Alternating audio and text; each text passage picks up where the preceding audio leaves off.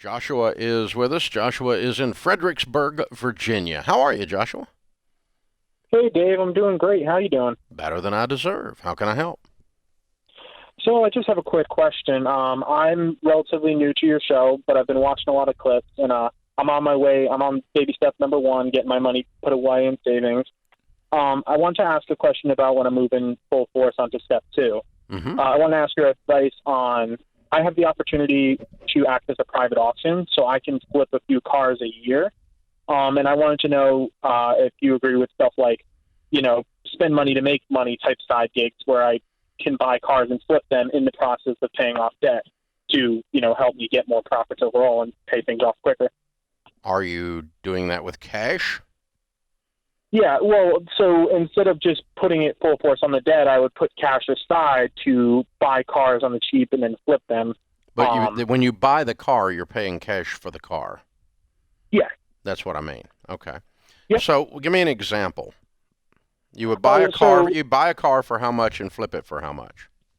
So I could probably get a car for $2,000 and easily flip it for 4 to 5.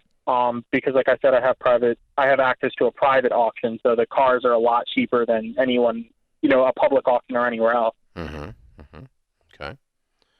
And what do you make a year at your day job? About $33,000. I just started up a new job. Okay. All right. And how much debt do you have? So I have around $14,000 in debt. Okay, cool. Yes, I would do that. Now let's think through some guidelines, because as you know, you can get sucked into this, you could put all the money back in and all this kind of stuff, and then you ended up benefiting your debt payoff not at all, but you sure did get into a bunch of cars. Okay, so we don't want to do that. So it's one at a time, and you take, you say, I'm gonna put some seed money in, or prime the pump, if you will, and so we're gonna set $2,000 in, and then you buy that car and you flip it for $3,500, and you pull the $2,000 out to do the next deal, keeping it there, but anything above the $2,000 goes on the debt every single time. Everything above the $2,000 goes onto the debt.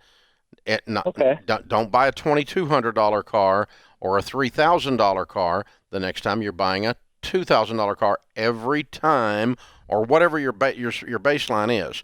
But what can happen is emotionally you get more caught up in doing the deals than you do actually causing the deals to benefit you, and you go, well, if I turned a 2,000 into 3, I could turn a 3 into 6, and then I could turn a 4 into 8, and then you get sucked into this vortex, and all the money's pouring back into this system you're building rather than in getting out of debt. Does that make sense? Yeah, absolutely. I get you. I didn't even think about that, and knowing me, I would fall into that for sure. Well, you're a player. That's how I know to warn you against that, because I'm a player. It's the kind of thing I do. And so I have to watch against it. And car auction directors love players, because they say, man, if you just go to 5 on this, you can flip this for 14.3 easy. And it's just hard. You have to be disciplined, right? Yeah, you really have to be disciplined. That's the purpose of an auction, is to take advantage of undisciplined people. Or to pit undisciplined people against each other. Yeah, exactly. And then then all of a sudden there's no room in the deal because you've overpaid. That's what you get into. But yeah, give yourself some real strict business operational guidelines, if you will, like I just laid out, something like I laid out, and then every time stick to them. Don't let the greed on one shoulder talk you into losing your common sense on the other shoulder. And if there's no $2,000 deals to be had this particular Saturday, go home. You walk away. Go home. You walk away. That's exactly right. That is a good plan.